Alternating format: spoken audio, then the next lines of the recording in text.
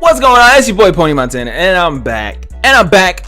With some more Madden 18 news. Last video we talked about the game styles. This video, this blog was literally just put up August 2nd at 11:30 a.m. I honestly haven't even fully read up on it, but I know what it's about. It's about player overall. It's about the +1 treatment we got in MUT this year. And for those of you who don't know, they put out like for certain players, they put out like 4 or 5 cards. Like Ezekiel Elliott ended up with a bunch of cards that ended up getting like the +1 treatment. He had the 95. It looked like a base elite version. Then he got a team of the year. David Johnson had a bunch of cards, and that +1 treatment just wasn't like, nobody liked it. Nobody liked having to, they pull packs or they do a set for a card, and the next thing you know, their next card, the next card that they put out is a +1 card, where every stat, or not even every single stat is +1, +1, +1, +1. This is pretty much touching base on that, so we know exactly what we're getting with every single overall and stuff like that. All right, now let me read up. Arguably, the #1 piece of feedback collected last year was that players did not receive enough of an individual ratings boost to justify a 2 to 3 point overall jump. This made players feel like they couldn't tell much of a difference when playing with the upgraded player. To address the issue, we had to go back and make changes to our player overall formula. It's not easy to describe the changes that were made, but here's the general direction we went in. In the simplest terms, player overall is calculated in a similar way that the salary cap value is. Each position has a formula catered specifically for it. From there, we identify what ratings mean the most at each position, and we assign a weight to them. What this all really means is that we will take more individual rating increase in order to increase the player's overall. We want even a 1 point overall increase to feel like a major difference in performance. Because of this, you will see lower individual ratings at the beginning of the year. The benefits of this overall philosophy shift really come when factoring in how much better a player will feel after an increase in overall, and later in the year when the player overalls start to get a little higher. Now, my thing with this is, I've said this, they don't have all the stats shown on the overall stat sheet of the player. Like for the overall, yeah, okay, 99 overall player, yada yada yada, but they don't have every single stat like laid out there. I just don't feel like everything is just like laid out right in front of you for them to up an overall and stuff like that. And it like every single thing makes the player play different. I've always felt like that, but in here they're gonna get more in depth to it. Now with this, they're comparing like how Julio Jones could be a 94 overall in Madden 18. Like, this is what he would look like. These are his stats in Madden 17, and these are his stats in Madden 18 that he would need to have to be a 94 overall. 94, strength the same, speed would be 92, acceleration 91, agility 93, jumping 94 instead of a 93, catching is +1, spec is +2, route running +3, catching traffic +2, release +1, and everything else is the same. Clearly, obviously in Madden 18, Julio Jones would be the better receiver, but they're the same overall, and if you would change one thing, it would go lower.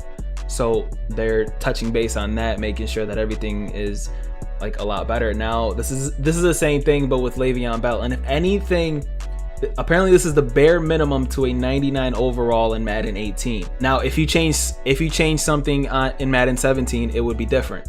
Like, he'd still be a 99 overall, but in Madden 18, which is crazy because he's got 97 speed. If this card comes out, this would be OP. Well, obviously at the start of the game, a 97 speed. You got strength +1, speed +3, acceleration +2, agility +1, jumping +1, catching +1, spec catch +1, route running +1, catching traffic +1, release +2, spin move 1, stiff arm 1, juke move 1, pass block 2, carrying 1, truck 1, elusiveness 1, and ball carrier vision. What it looks like to me, like they're making more stats count, when like last year, like there were certain stats that you could put on running back that wouldn't matter, like spec catch, like you can up that and it wouldn't up a running back's overall a lot at all. I feel like they're just making other stats matter more so that the player plays different and stuff like that, which is okay. Last, since we're on the topic of overall, the way team overall is calculated has also been changed. We now have more positions like wide receiver 3, cornerback 3, DT2, and fullback that are included in that formula. Now, you can get to a 99 overall in Madden 17 and the past Maddens with having a 60 overall fullback, a 60 overall DT2, a 60 overall wide receiver 3, a 60 overall cornerback 3, and you would still be able to make a 99 overall with that. With this, no. This year, all different. Now, next, packs. EA by far has some of the worst packs ever, and I feel like they tuned that shit. Honestly, like I feel like certain times they're just like, all right, we're gonna boost this up for y'all one time. Boop, boop, boop, boop, boop, boop, boop, boop, boop. Because we had a certain week where everybody was complaining about pack odds and stuff like that. I think Toke was like one of the main catalysts for why this happened. But like then afterwards, I think this was the week that Zach Brown was in the team of the week nonsense, the 86 overall. And I swear to God, every pack I pulled after that certain time period, I pulled an elite like every other pack. It was insane. And then the week after that, boom, dead. Nothing. Like nobody was pulling anything after that. And it's like, like you guys just made yourself seem a little more sketchy. But another big feedback topic was packs. It was extremely important for us to find ways to add more value to every pack that gets pulled. We accomplished that in a variety of ways, starting with the simplest and most noticeable changes. Coaches, uniforms, stadiums, and playbooks have been removed from packs. We plan to do our very best to keep most packs exclusively filled with players throughout the year. I love that. So how do you get items that were removed from packs? You still start MUP by selecting a starter pack.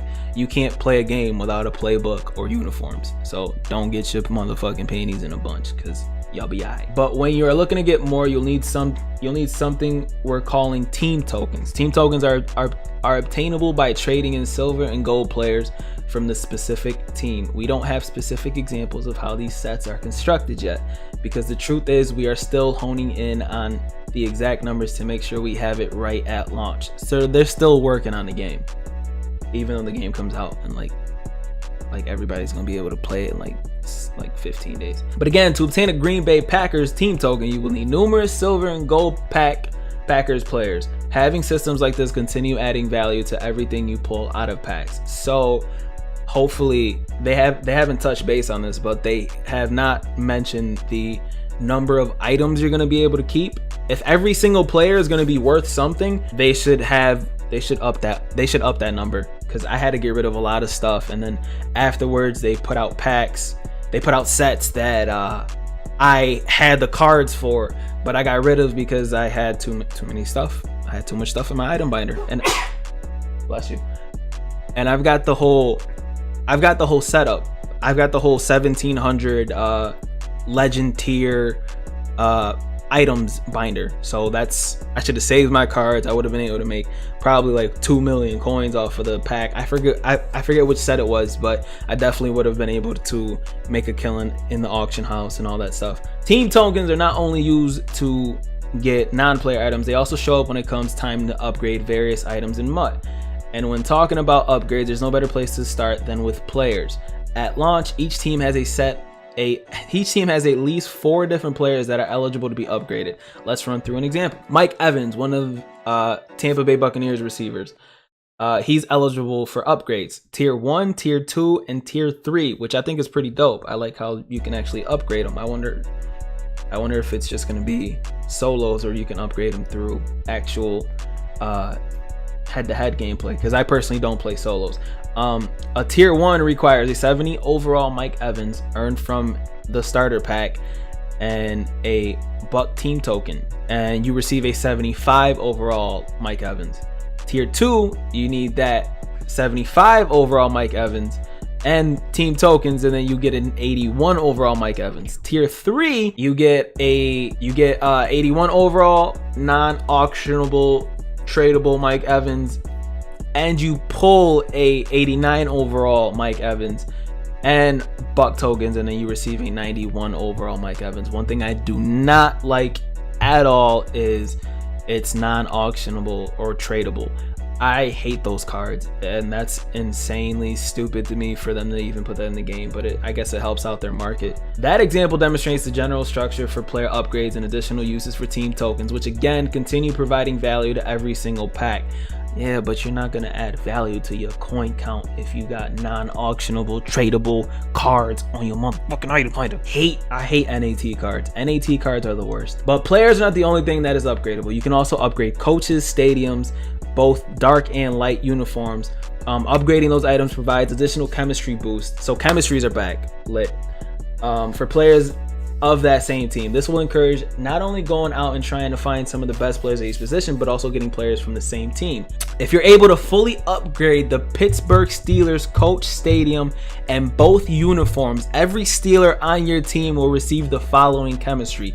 If this is true, that means that everything Steelers will provide a boost, which I fucking love. I think that's amazing, and I actually spoke about this, and I wanted this to happen, and they're actually doing it. But look at all the boosts you get if you have the coach, the stadium, and both uniforms.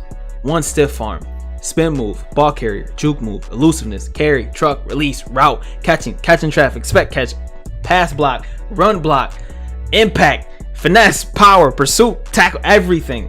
That's amazing. That's dope as hell, and I'm glad they put that in the game. Like, the stadium should count as a chemistry. You're using the Steelers stadium. That should count as a chemistry boost. The uniforms, it doesn't matter if it doesn't say Steelers. I'm wearing the Steelers fucking uniform. Give me the goddamn chemistry. I'm so happy that they put that in the game. So happy. Adjustment of tiers. With the adjustments made overall player formula, it also made sense for us to revisit the way we typically broken down our tiers. Bronze, silver, gold, elite.